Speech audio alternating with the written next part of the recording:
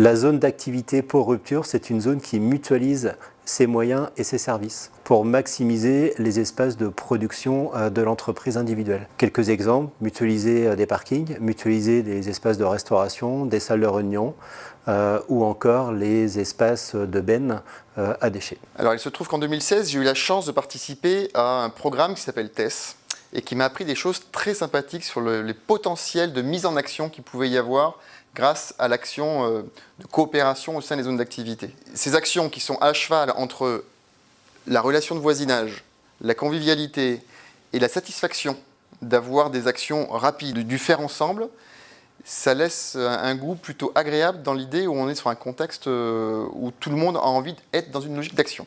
Et moi, j'ai une phrase qui m'a marqué. L'objectif de ce travail de coopération en zone d'activité, c'est de travailler l'articulation du je-nous. Alors, je et nous. C'est très compliqué, ça prend du temps, il faut apprendre à se comprendre, il faut apprendre à coopérer, mais au final, ça crée une satisfaction qui peut dépasser les résultats d'impact attendus. Sur notre zone d'activité économique qui est située au nord de La Roche-sur-Yon, nous avons commencé à travailler depuis 2019. Donc, nous sommes un petit collectif, 12 entreprises initialement, membres de l'association Rupture, qui ont décidé de travailler sur leurs déchets et notamment tout ce qui touchait aux matériaux ressources. Comment on pouvait créer de la coopération entre voisins, comment les déchets des uns pouvaient être considérés comme une ressource pour les autres, par exemple.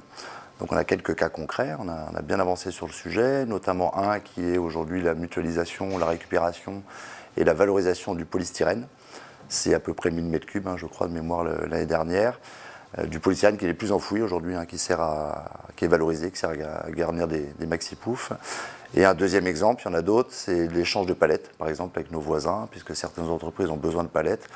D'autres ne les utilisaient pas ou les envoyaient sur des camions très loin. Donc on avait des bilans carbone qui étaient mauvais, un modèle économique qui n'était pas bon. Et on avait besoin de cette ressource sur la zone. Donc on a travaillé là-dessus, dans un modèle un petit peu particulier pour les palettes, puisqu'on les valorise virtuellement. Et cet argent récupéré sera donné à la fin de cette année à Rupture. Donc on parle aujourd'hui d'un peu plus de 700 palettes, c'est une première année, pour un don qui va avoisiner les 5 000 €.